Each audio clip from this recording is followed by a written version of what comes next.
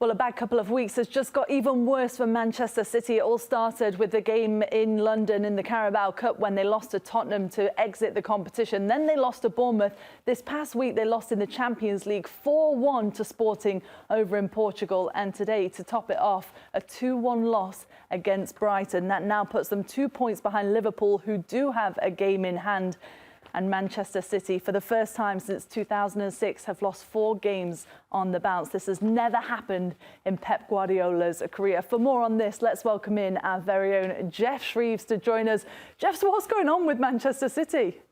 Well, I don't quite know, to be honest with you. I don't think anybody does, Poppy, because this is uncharted territory for Pep Guardiola. Never in his illustrious career has he lost 4 matches on the bounce. And to be honest with you, I couldn't see it coming during the game. They were deservedly in front at half-time. They came out, they were strong in the second half, and then they just sort of imploded. And it was a strange performance for the last third of the game. It was a flat performance, but you've got to give great credit to Brighton. Brighton was superb. Hertz's substitutions were imaginative. They were bold. They were attacking. And what a wonderful, wonderful story for Matt O'Reilly. You probably remember he made his debut for Brighton in the Cup. Got a bad injury, came out, was out of the side for months on end, doing his rehab. So tonight he comes on as sub, makes his Premier League debut and gets the winner against Manchester City. Just stuff of dreams. So stuff of dreams for him, stuff of nightmares for Manchester City right now, though. Geoff, what would you say that it's, if there is a bigger picture with this 4-game losing streak that's never happened for Man City, it's never happened for Pep, what would you say it was leaning towards? Is it maybe the uncertainty of Pep's future position at the club? Is it all the charges against the club? Is it the missing of Rodri in the midfield? Is it the way that they've just shown time and time again over the last couple of years that defensively they've shown some cracks? What do you what's the reasoning for the decline or the 4 games? You think there's a bigger picture here? Grella, I think you've mentioned several aspects there, and it could actually be it's a combination of all of those things. It could well be that. I mean, the situation surrounding Pep and his position, because it's unclear if he's going to stay or go at the end of the season. His contract is up. Now, that can't help players, but if you think about players potentially, let's say you were thinking of signing again in England, Grella, and you're a top player and you're thinking about going to Manchester City. Season or 2 seasons ago, it'd be a no-brainer, wouldn't it? Go there, work with Pep, best coach in the world. It's pretty much a guarantee that you're going to win things. Now, if you're an agent, you'd be saying to your client, hang on, they've got these charges hanging over them, and we also don't know the situation with regards to Pep Guardiola. Is he staying or is he going? And the new manager coming in might be somebody who doesn't fancy you, doesn't want to work with you. So that in itself creates uncertainty. And you know as well as anybody else, footballers like certainty. But having said that, there's no way those things are on the players' minds as they enter the field. They just look disjointed right now. They're nowhere near as resolute in terms of defence and midfield. Of course, Rodri is a miss. It's a massive miss. There's no question of that. But I was slightly, if you like, I was confused tonight. Simpson Pusey played, OK? He's a young boy, come through the academy at centre-half, but you've got both Akanji and Ake on the bench, who are experienced centre-halves. So I'm not sure what Pep's thinking is there. Listen, I'm the last person to question his judgment, but I just wonder what his thinking is there, because you've only got to look at the winning goal. I mean, Brighton's first goal, João Pedro's goal, is a scrap. The second one, O'Reilly is untracked. It's a nice little 1-2.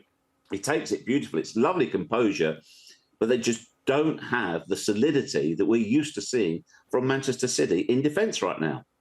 This is just bizarre, isn't it? We're not used to seeing Manchester City even lose 1 game, let alone 4 on the bounce. What do you think the biggest problem is, Grell? I mean, Pop, you also could, that's why I wanted to ask Geoff, you could also look at it and say, look, well, they've played 4 games away on the bounce, which is actually a peculiar part of the schedule for them, playing 4 games away on the bounce. And then some of those teams are not teams that just get pushed over. Brighton, this is not the first shock result they've given to a massive club. Yep. And they've seemed to be growing as the season goes on. You look at Tottenham, they played a fantastic game of football. I mean, some of the goals they scored in that game against Man City were fantastic. And then Gyökeres and Amorim, obviously, they got things going on too. So you could part of me is saying, well, there is a lot going on. I think Geoff makes an excellent point about all the things with Pep Guardiola, and players want to know their future. And there's just uncertainty around the club. And then part of me goes, well, it's a tough part of the tough stretch in the season where they play 4 away games against pretty decent opposition. Yeah. Geoff, does it feel different this time around, though? Because let's not forget, in the past, we have seen Manchester City sometimes have a slow start to the season, and then they're right there at the end. They always finish strong. Does it feel like this season could be different? I think only a fool would write them off, Poppy, because we've seen them have this dips before. Liverpool win that game in hand. They could go 5 points ahead tonight. That is not insurmountable. And don't forget, this is still Armstrong's first season in the Premier League with his side. So they face all sorts of challenges and obstacles themselves. Pep Guardiola actually said in the lead up to this game about the fact they've just lost 3 on the spin. They're under the pump, if you like, or under the gun. And he said, I like it. I thrive on it. You know, words to that effect. Bring it on type thing. And there was quite a bit of comment about his demeanour in the press conference on Friday, which was normally he's on the front foot, but it was a fairly muted performance, if you like, from him. He was fairly downbeat, not his normal sparky self. So, look, it happens. The other thing we've got to say as well here, we are used to such standards of excellence from Pep and his team that this is so unusual. Like we say, it's never happened to him in his career. He's never experienced this. So how will he deal with it? What will he do? Because he's going to have to sit down with his coaching team and say to those closest to him, right, clearly something has to change because this can't continue like this. I think most of the coaches, as both of you know, you've listened to many of them, when they get beat, they'll often say, look, we analyse the performance first and then the result. Now, the performance in midweek in the Champions League, that was a poor performance. They got taken apart there.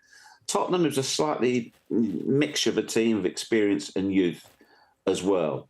But this performance tonight, I think this is what will worry him, the last third of the game, last 35, maybe a little bit more than a third of the game, because they just didn't offer anything. They didn't implode, but they were passive, if you get what I'm saying. I think that's what will worry him. So he's got to do something. He's got to shake something up to turn it around, and he'll want to do that as quickly as possible. And Geoff, just very quickly from a player's perspective, because it is interesting, it was interesting listening to Bernardo Silva say after the Sporting game, we're in a dark place as a team. For somebody to come out and say that, who's been with Manchester City obviously for such a long time, and now they're in a darker place, as you mentioned, do you think that there's a chance that it's just got stale at Manchester City and that this is really going to be Pep Guardiola's last season, regardless to whether they win the Premier League or not? Listen, you'd have to say it's a possibility because people do get stale. He's been at the football club for a long time already and has produced extraordinary results and fantastic teams in a absolutely magnificent period at the Etihad. You know, he's bagged silverware left, right and centre. But people aren't machines. Can you maintain that? Can you keep that going? And you may that list of things that Grella said right at the top, all the things that could be contributing to these results right now, you're absolutely spot on. The one that might be creeping in, albeit inadvertently, is complacency from either the players or the manager without them even knowing it. They'll feel they're giving their all. They'll feel that they're doing their maximum. But for whatever reason, performances have dropped off, and that's why the results have dropped off. Yeah, really interesting stuff, Geoff. I suppose on the bright side of things, for the neutral football fan, it feels like the Premier League title race is cracked wide open at this moment, doesn't it? Good to see you. Oh, definitely, definitely. Maybe Forest is in it. We've got okay. now we're going crazy. Now, steady.